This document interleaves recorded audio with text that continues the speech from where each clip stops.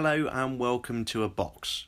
Well, it's not the box that's important, it's what's inside it. It's the new Kia Stinger. I've been given some exclusive time with the car to give you some first impressions. I apologise for my notes and how dark it is in here, but this really is the first opportunity anyone in Europe has had to get up close and personal with this car.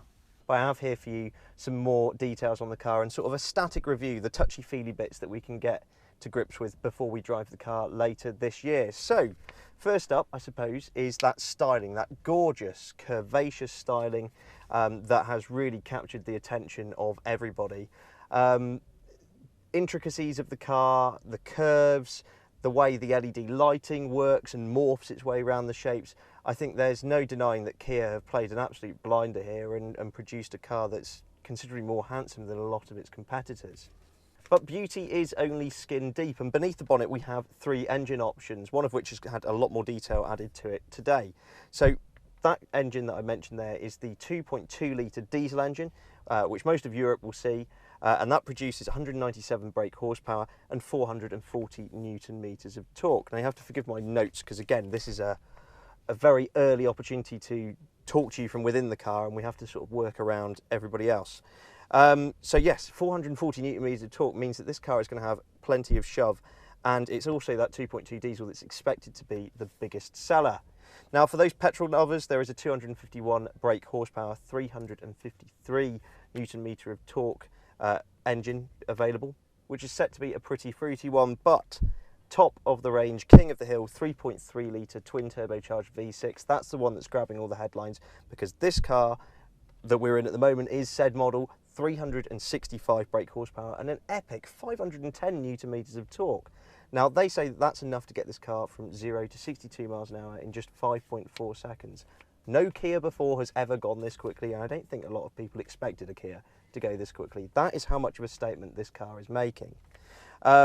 All engines are paired to this 8-speed automatic transmission here, and there will be all-wheel drive for some markets, but not the UK. We will just get a rear-wheel drive model. Adjustable suspension is a first on a Kia, and again that comes from the honing of the car's chassis at the Nürburgring, that adjustable setup allowing a much sportier ride of the car, but then also not forgetting that this is a GT, it allows for a much softer setup also. Speaking of the performance criteria of the car, check out those Brembos poking out the spokes at the front. Now, this is the first opportunity we've had to get inside the car and have a good poke around, and I have to say the design work in here is really nice.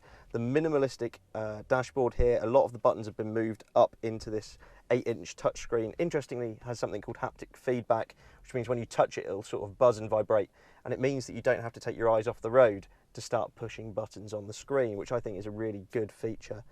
The car is very well appointed. We get these nice, sporty, very bolstered seats here, which are also heated and cooled in the top specification model. Generally, there's a lot of brushed aluminium, there's matte finishes, and there's a general feeling of high quality about the cabin that seemingly wraps around you, this sort of bowed design that goes around the front of the cabin. Now, if you move into the back, you'll find that there's seating for 3, and there's actually lots of legroom there. The only thing is that with the swooping fastback design, it does cut into headroom. I'm 5'10" and I'm okay in the back, but anyone a bit taller might be wanting a little bit. But in terms of practicality, there is a nice wide opening from that fastback boot lid and plenty of boot room. Kia are eyeing up the likes of the Audi A7 as a competitor for this car, and particularly with that 3.3 litre V6, I think it's got a shot at really shaking things up. I think the Germans have had their own way for quite a while, and this was a completely unexpected move from Kia, and I'm so glad that they did it, because the brand has been coming on leaps and bounds in terms of quality. This car will have no doubt the 7-year warranty that's offered across the range with Kia in the UK. Yes, it's a statement and a half, and I really cannot wait to drive it. Whilst prices have yet to be disclosed, the Kia Stinger should hit UK shores in October. Thanks very much for watching, and let us know what you think in the comments below. Please subscribe for all of the latest and greatest cars to hit the road. For breaking news and written reviews, visit www.insidelane.co.uk.